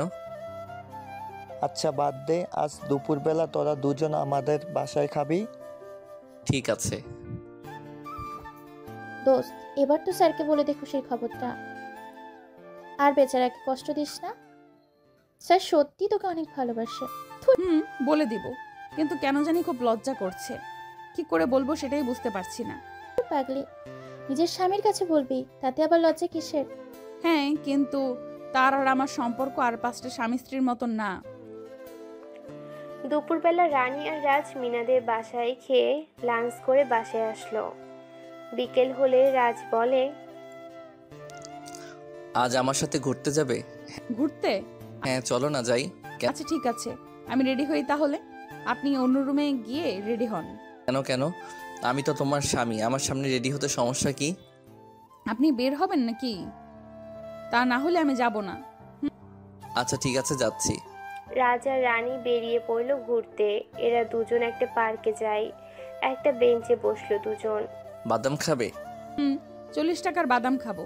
কেন, তুমি কি মেহজাবিন হতে চাইছো? না, মেহজাবিন হওয়ার কোনো ইচ্ছে নেই আমার, কারণ বড় ছেলে ওর জীবনে ছিল না।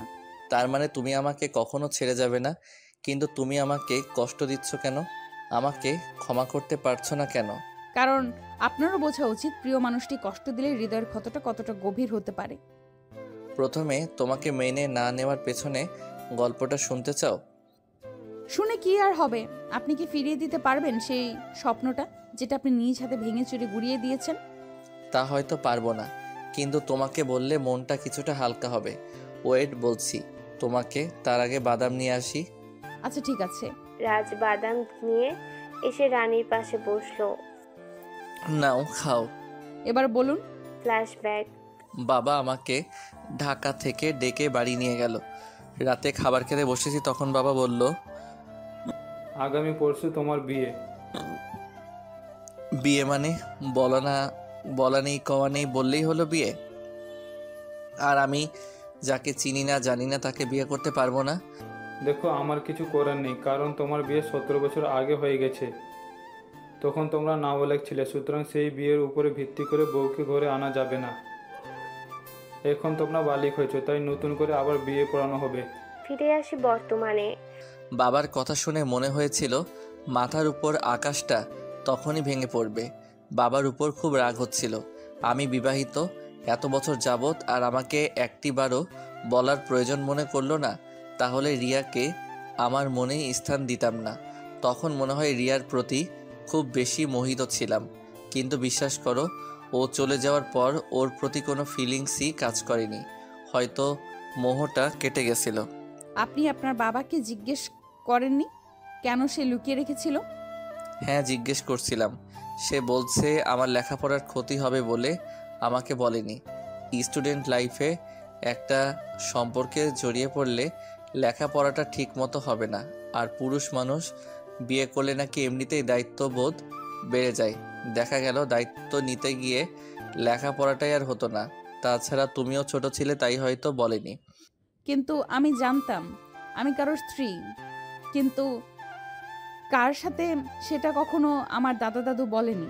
শুধু বলতো তোমার বর এক রাজকুমার, আর রাজকুমারকে নিজের করে পেতে হলে মন দিয়ে লেখাপড়া করতে হবে, ভালো রেজাল্ট করতে হবে। কারণ তোমার স্বপ্নের রাজকুমার ভার্সিটিতে পড়ে, তাকে পেতে হলে তোমাকেও ভার্সিটিতে পড়তে হবে। বুঝতে পারছি, তুমি নিজেকে একটু একটু করে আমার জন্য তৈরি করছো, কিন্তু বুঝেছি অন্য কিছু। অন্য কিছু কি? আমি ভেবেছি এমনিতেই তুমি গ্রামের মেয়ে, তার উপর জানতে তোমার বিয়ে হয়ে গেছে। বেশিরভাগ মেয়েরাই বিয়ে হলে আর লেখাপড়া করতে চায় না। তারা মনে করে বিয়ে তো হয়ে গেছে, লেখাপড়া করে কি আর হবে। সেটাই। তাই খুব রাগ হচ্ছিল আমি এতটা শিক্ষিত হয়ে আমাকে সংসার করতে হবে একটা অশিক্ষিত মেয়ের সাথে। কিছুতেই মেনে নিতে পারছিলাম না। অবশ্য আমার জানা উচিত ছিল তোমার সম্পর্কে, কিন্তু রাগের মাথায় হিতাহিত জ্ঞান শূন্য হয়ে গেছিলাম। আপনি আমাকে কিছু বলার সুযোগটাই দেননি। আচ্ছা বাদ দে, যা হওয়ার হয়ে গেছে। আমরা আগামী দিনগুলোর কথা ভাবি, কি করে জীবনটাকে সুন্দর করে সাজানো যায়। তিক্ততার অতীতগুলো মুছে ফেলে কিভাবে নতুন করে শুরু করা যায়। আপনি মনে করছেন আমিও তাদের দলের একজন? অতীত কি চাইলেই মুছে ফেলা যায়? অতীতের কষ্টদায়ক স্মৃতি আছে বলেই স্বপ্ন এত সুন্দর। রানী আর রাজ কথা বলছে, হঠাৎ ওদের সামনে আবির্ভূত হলো নীরা। নীরার রাগে কটমট করতে থাকে ওদের দুজনকে পার্কে একসাথে বসে থাকতে দেখে। কাছে আসে বলল, আপনারা এখানে দুজন কি করছেন? আমরা দুজন এখানে বসে কি করছি সেই কৈফিয়ত তোমাকে দিতে হবে কেন? আর তোমার সাহস কি করে হয় আমাকে এই কথা জিজ্ঞেস করার? স্যার, আমি আপনাকে ভালোবাসি, সে অধিকারই জিজ্ঞেস করতেই পারি। কিন্তু আমি তো তোমাকে ভালোবাসি না। আমি ভালোবাসি। হ্যাঁ জানি তো, আপনি ভালোবাসেনি মিডিল ক্লাস গাইয়া খ্যাত রানীকে। স্যার, ওর মধ্যে কি এমন আছে যাতে আপনি ওকে ভালোবাসেন? আমার মধ্যে কি নেই যার জন্য আমাকে রিজেক্ট করে দিচ্ছেন? ওর মধ্যে কি আছে জানতে চাও? আর তোমার মধ্যে কি নেই? হ্যাঁ জানতে চাই। গুড। শোনো তাহলে, রানীর মধ্যে আছে একটা বাঙালি নারী সত্তা, কোমল হৃদয়, যেখানে মায়া মমতা আর ভালোবাসায় ভরপুর। রানীর মাঝে আছে সংসার করার বাসনা, স্বামীকে সুখে রাখার প্রচেষ্টা। একজন নারীর কাছে থেকে একজন পুরুষ এর থেকে বেশি কিছু আশা করে না। একজন স্বামী চায় তার স্ত্রী যেন সব সময় তাকে সংসারের মায়ায় আগলে রাখে, আর এই সব গুণগুলোই রানীর মাঝে আছে। আর আমার মাঝে কি এই সব গুণ নেই? না, নেই। তুমি নিজের দিকে নিজে তাকিয়ে দেখো। তুমি যে একজন নারী তা কি তোমার পোশাক আশাকে বোঝা যায়? দেখলে তো মনে হয় বড়লোক বাপের বকে যাওয়া কোনো এক মেয়ে ছেলে। তার উপর তুমি প্রচণ্ড নির্লজ্জ বেহায়া। মুখের ভাষায় কোনো মাধুর্যতা নেই, আছে শুধু অন্যকে ইনসাল্ট করে কথা বলার প্রয়াস। তোমার মতো মেয়েকে আর যাই হোক সংসারে বেঁধে রাখা অসম্ভব। তুমি হলে উড়নচণ্ডী। তোমার মতো মেয়েদের টেন্ডেন্সি থাকবে কখন বরের পকেট ফাঁকা করব, কখন শপিংয়ে যাব, কখন পার্লারে যাব। বুঝছি, আপনি আর রানী স্বামী স্ত্রী। তাও ভালো। ঘটে তাহলে বুদ্ধি নামক অদৃশ্য বস্তুটা কিছুটা হলেও আছে। একদম গোবর গণেশ না। স্যার বাসায় চলুন, আমার আর এখানে ভালো লাগছে না। ওকে চলো। ঘোড়ার মুডটাই এই মেয়েটা নষ্ট করে দিল। রাজ আর রানী চলে গেল পার্ক থেকে। নীরা একটা শয়তানি হাসি দিয়ে মনে মনে বলতে লাগলো, এই নীরাকে অপমান করা, আমি তোমাদের দুজনকে দেখে নেব। মিসেস রাজ, তুমি প্রথমে তৈরি থেকো। এই নীরা যে জিনিসটা ভোগ করতে পারে না, সে অন্যকেও ভোগ করতে দেয় না। আমি তো তোমাদের সুখে সংসার করতে দিব না। আমাকে অপমান করার ফল তো তোমাদের ভোগ করতেই হবে। পরদিন সকালবেলা নাস্তা করে রাজ আর রানী ভার্সিটিতে আসলো। মিনা আজ ভার্সিটিতে এখনো আসেনি, হয়তো আসবেও না। তাই রানী একা একা একটা গাছের নিচে বসে রইল। হঠাৎ কয়েকটা ছেলে রানীর সামনে এসে দাঁড়ালো র্যাগিং করার উদ্দেশ্যে। একটা ছেলে বলল, এই যে মিস, নাম কি? আমি মিস না, মিসেস রানী। ওই যাই হোক, ভার্সিটিতে আসলে বড় ভাইদের দেখলে সালাম দিতে হয়, তা কি তুমি জানো না? গেট দিয়ে ঢোকার সময় সালাম দেওনি কেন? সরি, আমি জানতাম না। এখন আপনাদের সালাম দিচ্ছি। আসসালামু আলাইকুম। না, ওয়ালাইকুম আসসালাম। আমার নাম কি জানো? না, কি নাম আপনার? সজীব। কিন্তু তুমি প্রথমে সালাম না দিয়ে অন্যায় করেছো। এখন অন্যায় শাস্তি তো তোমাকে পেতেই হবে। সরি সজীব ভাইয়া, আমার ভুল হয়েছে। এবারের মতো ক্ষমা করে দিন, আর কখনো এমন ভুল হবে না। না, কোনো ক্ষমা নেই। তোমার শাস্তি হলো ভার্সিটির মাঝখানে মাঠে দাঁড়িয়ে 100 বার কান ধরে উঠবোস করবা। রাজ দূর থেকে সবকিছু লক্ষ্য করছে। এবার এগিয়ে এলো ওদের দিকে। এখানে হচ্ছে কি? সজীব, তোমরা ওকে ঘিরে আছো কেন? স্যার কিছু না, ওকে একটু শাস্তি দিচ্ছি। আপনি এখান থেকে যান। তুমি কি জানো এই মেয়েটাকে? আমাদের ভার্সিটির নিউ কামার। ও নতুন স্টুডেন্ট ঠিক আছে, তার বাহিরেও ওর একটা পরিচয় আছে। ও তোমাদের ভাবি। এখন তোমরা ওকে সরি বলে সালাম দিয়ে চলে যাও। সরি স্যার, আমরা জানতাম না। আমাকে না, ভাবিকে সরি বলো। ওকে স্যার, সরি ভাবি, ক্ষমা করবেন আমাদের। আসি, আসসালামু আলাইকুম। ওরা চলে গেলে রাজু রানীকে নিয়ে ক্লাসের দিকে চলে যায়। অন্যদিকে নীরা গাছের আড়াল থেকে সবটা দেখছিল। সবাই চলে যাওয়ার পর গাছের আড়াল থেকে বের হয়ে ডান হাত দিয়ে বাম হাতের তালুতে ঘুষি মেরে বলল, শিট, এবারও কিছু করতে পারলাম না। জিতে গেল রানী। এভাবে হবে না, পার্মানেন্ট একটা সলিউশন বের করতে হবে। ধন্যবাদ স্যার, আমাকে প্রোটেক্ট করার জন্য। ধন্যবাদ দেওয়ার কোনো প্রয়োজন নেই, এটা আমার দায়িত্ব। ওকে, তুমি ক্লাসে যাও। রাতের বেলা রানী বসে আছে বিছানায়। রানী মনে মনে ভাবছে রাজ আসলে ওকে সুখবরটা দিব। একটু রাজ এসে রানীর পাশে বসলো। স্যার, আপনাকে আমার কিছু বলার আছে। বলো, কি বলবা? তখনই রাজের ফোনটা বেজে উঠলো। ফোনটা হাতে নিয়ে বলল, ওয়েট, আমি ফোনটা পিক করে আসছি। রানীর মনটা ভেঙে গেল। সুখবরটা দেওয়ার সময় ফোনটা আসতে হলো। রানীর মনে হলো এটা একটা অশনি সংকেত। এখন আর সুখবরটা বলবে না, কাল বলবে। একটু পর রাজ আসলো। এবার বলো, কি যেন বলতে চেয়েছিলে? কিছু না স্যার, পরে বলবো, এখন ঘুমান। আচ্ছা ঠিক আছে, শুভরাত্রি। সকালবেলা রাজ আগে উঠে নামাজ আদায় করে নিল। এরপর রাজ রানীকে ডাকলো নামাজ পড়ার জন্য। রানী উঠে পড়লো। রানী নামাজ পড়ে নাস্তা বানালো। একটু পর রাজ আর রানী দুজনে নাস্তা করে নিল। রানী, আজ ভার্সিটিতে যাবে না? না স্যার, যাব না, শরীরটা ভালো লাগছে না, আপনি যান। তোমাকে সেদিন বলেছি চলো আমার সাথে ডাক্তারের কাছে যাই, কিন্তু তুমি গেলে। আজ আর তোমার কোনো কথা শুনবো না। ভার্সিটি থেকে ফিরে এসে তোমাকে নিয়ে ডাক্তারের কাছে যাব। রানী একটা মুচকি হাসি দিয়ে বলল, আচ্ছা ঠিক আছে। আমি আপনার সাথে ডাক্তারের কাছে যাব। এবার আপনি ভার্সিটিতে যান, লেট হয়ে যাচ্ছে। রাজ রানীর কপালে একটা চুমু দিয়ে বেরিয়ে পড়লো। রানী একটা মুচকি হাসি দিয়ে বলল, আচ্ছা, সাবধানে যাবেন। ওকে, তুমিও সাবধানে থেকো। রাত চলে যাওয়ার পর রানী কয়েকবার বমি করলো, ক্লান্ত হয়ে বিছানায় শুয়ে পড়লো। সকাল 10টার দিকে কলিং বেজে উঠলো। রানী উঠে গিয়ে দরজা খুললো, দেখলো ডাকপিয়ন দাঁড়িয়ে আছে। কিছু বলবেন? জি ম্যাম, এখানে কি মইনুল হাসান রাজ থাকে? জি, আমি তার ওয়াইফ। সে কি বাসায় নেই? একটা না, ভার্সিটিতে গেছে। যা বলার আমাকে বলতে পারেন। লেটার দেওয়া ছিল ওকে, এইখানে একটা সই করে নিয়ে নিন। রানী সই করে খামটা নিয়ে নিল। রানী দরজা লক করে রুমে এসে বিছানায় এসে বসে কৌতূহল বশত খামটা খুললো। খামটার ভিতর থেকে লেটারটা খুলে যা দেখলো তা দেখার জন্য রানী মোটেও প্রস্তুত ছিল না। রানীর চোখ দিয়ে শুধু পানি পড়তে লাগলো। এই মুহূর্তে যেন রানী নিজের চোখকে বিশ্বাস করতে পারছে না। ওর চিন্তা ভাবনাগুলো যেন গুলিয়ে যাচ্ছে, অনুভূতিগুলো ঝড়ো হয়ে যাচ্ছে রানীকে ছেড়ে যাওয়ার জন্য। আস্তে আস্তে সমস্ত ইন্দ্রিয় কাজ করা বন্ধ হয়ে যাচ্ছে।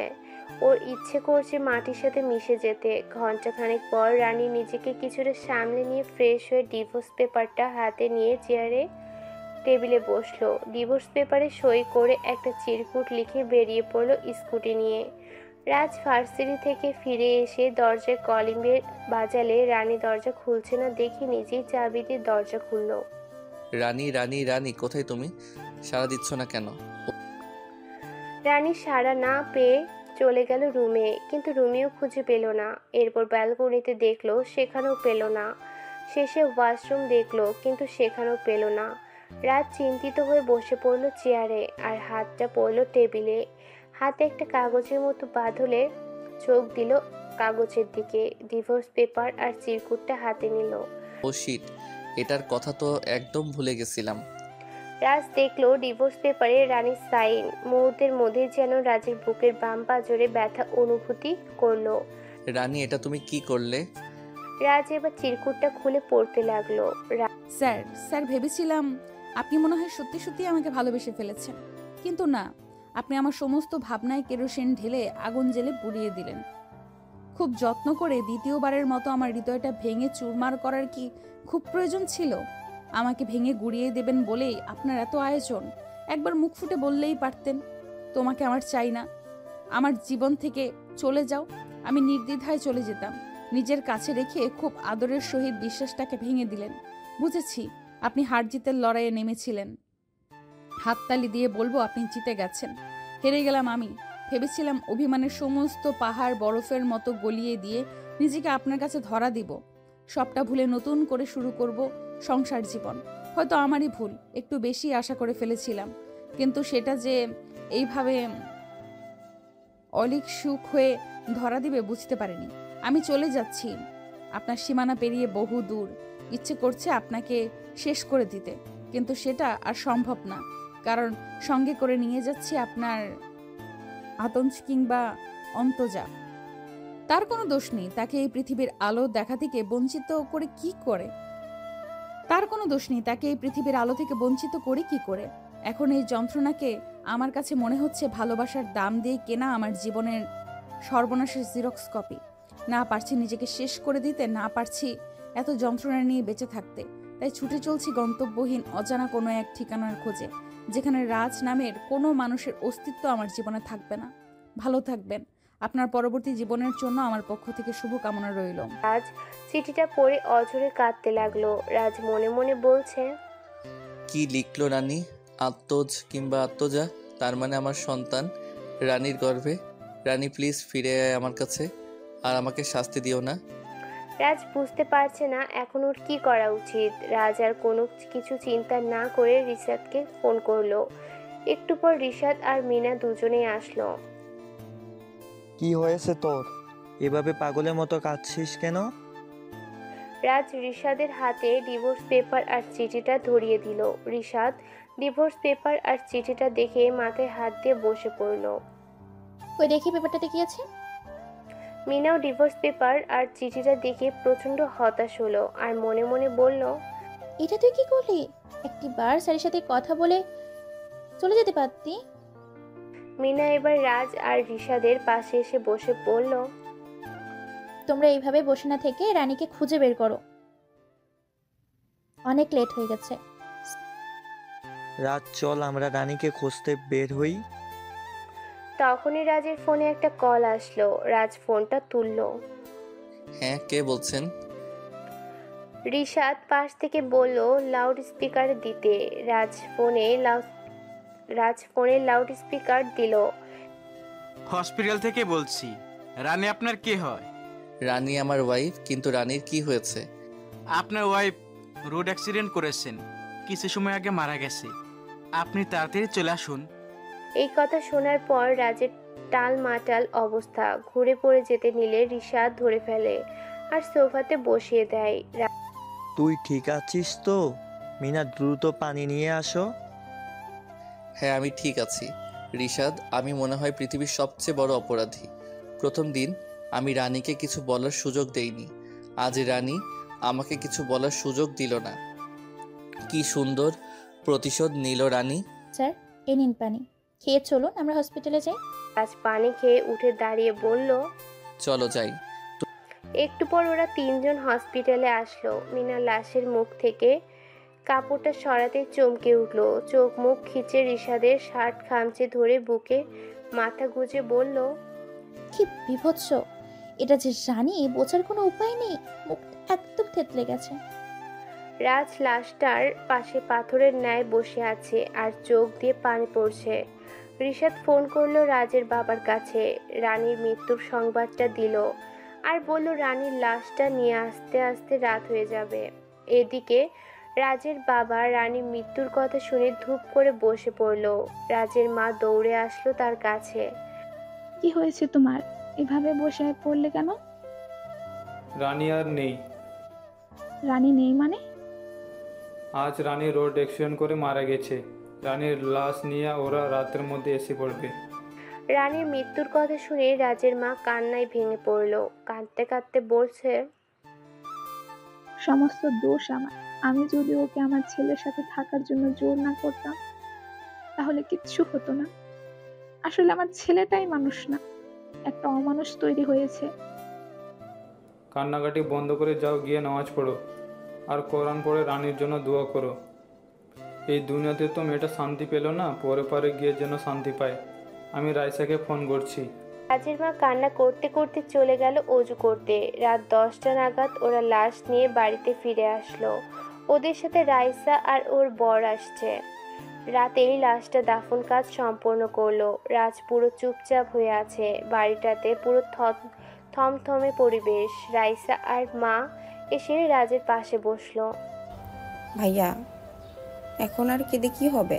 ভাবি আর কোনোদিন ফিরে পাবি না, তাতে তপ মশলাতে বুঝলি না? স্যার, নিজের মুখের দিকে একবার তাকিয়ে দেখুন কি অবস্থা করেছেন। পুরো মুখ শুকিয়ে গেছে, চোখের নিচে কালো দাগ বসে গেছে। চলুন খেয়ে নেবেন। তুমি কেন এসেছো আমার বাসায়? দেখতে এসেছো বেঁচে আছি না মরে গেছি? তুমি তো এটাই চেয়েছিলে, আমার জীবন থেকে রানী হারিয়ে যাক। স্যার, এটা কি বলছেন? হ্যাঁ, মানলাম আমি আপনাকে ভালোবাসি, তবে রানীর জায়গা কখনো নিতে চাইনি আর কোনোদিন নিতে চাইবো না। এবার খেয়ে নিন।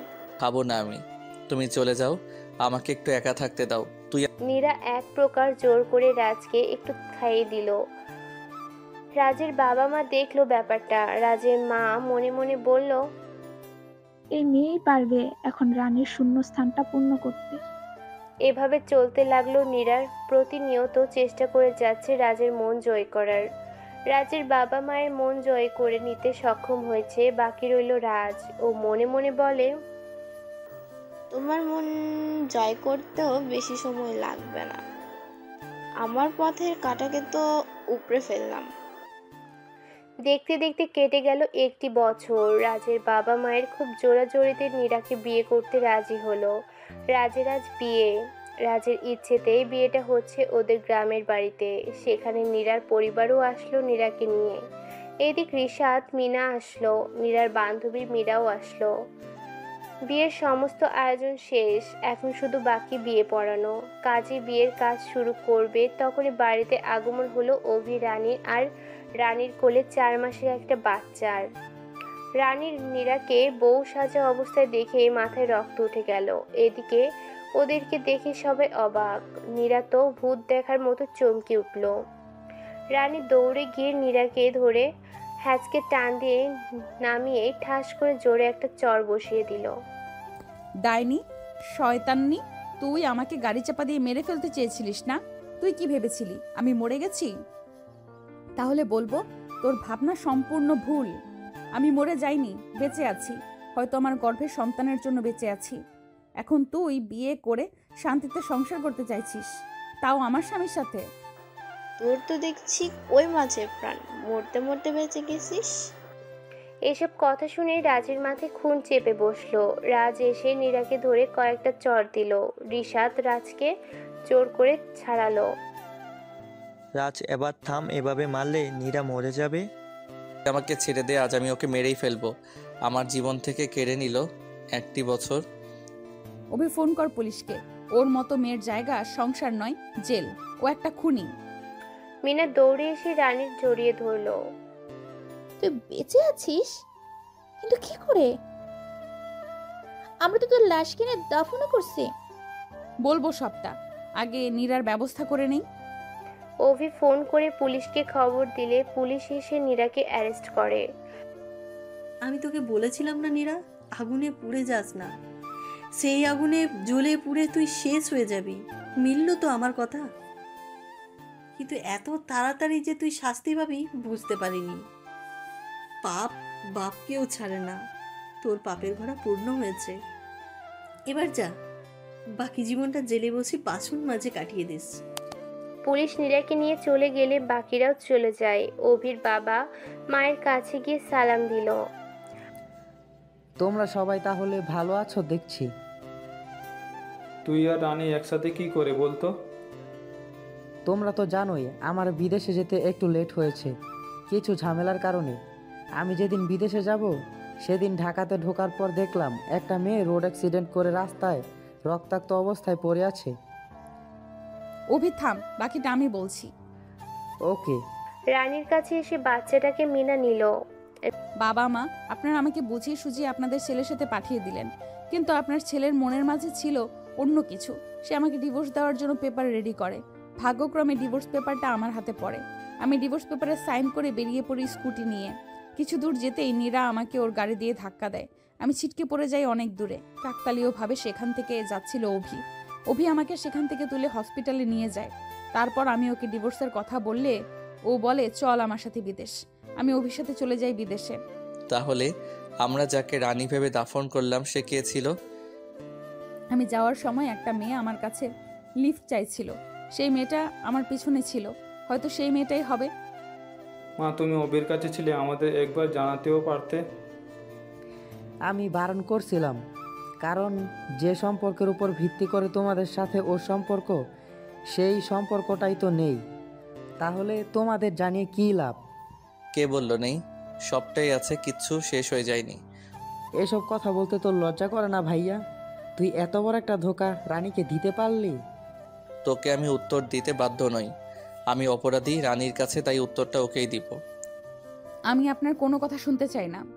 গত কয়েকদিন যাবৎ দেশে আসার জন্য মনটা কেমন ছটফট করছে। অভিকে অনেক বলে কয়ে দেশে আসলাম, কিন্তু ভাবিনি যে আমার জন্য এত বড় একটা সারপ্রাইজ অপেক্ষা করবে। তাহলে কোনো দিন আসতাম না। রানী প্লিজ, আজ অন্তত আমাকে বলার সুযোগ দাও, না হলে আমি সারা জীবন অপরাধী হয়ে থাকবো। রানী, আমাকে সন্তানের ভালোবাসা থেকে বঞ্চিত করো না। আমার যে তোমাদের দুজনকে খুব প্রয়োজন। আমি তোমাদের ছাড়া পুরো শূন্য। ড্রামা বন্ধ করেন। সেটাই যদি হতো তাহলে আবার বিয়ে করতে যেতে পারতেন না? এতে রাজের কোনো দোষ নেই, আমরাই ওকে জোর করছিলাম বিয়ে করার জন্য। রানী, স্যারকে একটিবার বলার সুযোগ তো দে। আচ্ছা ঠিক আছে। তুমি যে ডিভোর্স লেটারটা পেয়েছো সেটা আমি বিয়ের পরই লয়ারের কাছে গিয়ে অ্যাপ্লাই করে এসেছিলাম। লেটারটা আসতে অনেক লেট করেছে। ততদিনে আমি ভুলেই গেছিলাম ডিভোর্স লেটারের কথা। রানী, রাজ একদম ঠিক বলছে। বেচারা অনেক কষ্ট পেয়েছে। এবার ওকে ক্ষমা করে ওকে আপন করে নাও। হ্যাঁ রিশাদ, ঠিক বলছিস। এবার সমস্ত জটিলতা কাটিয়ে নতুন করে শুরু করো। রাজ তার সন্তানকে কোলে তুলে নিল। সন্তানকে কোলে তুলে নিয়ে একটা দীর্ঘশ্বাস নিয়ে চোখ দিয়ে দুটো ফোঁটা জল ফেলল। আমি খুব ক্লান্ত, আমার বিশ্রামের প্রয়োজন। ওকে, তোমরা যে যার রুমে গিয়ে রেস্ট করো। রাজ, দাদুকে আমার কাছে দে আর রানীর কাছে যা। এটাই কিন্তু শেষ সুযোগ রানীর অভিমান ভাঙানোর। হ্যাঁ মা, যাচ্ছি। রানী ফ্রেশ হয়ে ওয়াশরুম থেকে বের হলো। রাজ পিছন থেকে রানীকে জড়িয়ে ধরে বলল, প্লিজ বউ, অনেক হয়েছে, আমাকে কষ্ট দেওয়া, এবার তো ক্ষমা করো। ক্ষমা করতে পারি একটা শর্তে। তোমার সব শর্ত মানতে রাজি আমি, বলো কি করতে হবে। আমাকে কোনো কষ্ট দিতে পারবেন না, আমাকে অনেক ভালোবাসতে হবে, আর আমার সব কথা মেনে চলতে হবে। ওকে জানো। রাজ রানীকে ওর দিকে ঘুরিয়ে বুকে জড়িয়ে নিল। অবশেষে সমস্ত বাধা বিপত্তি কাটিয়ে রাজ আর রানী এক হলো। দোয়া করেন সবাই ওদের জীবনে আর যেন কোনো ঝড় না আসে। সুখে থাকুক ওদের সুখের সংসার। আসসালামু আলাইকুম।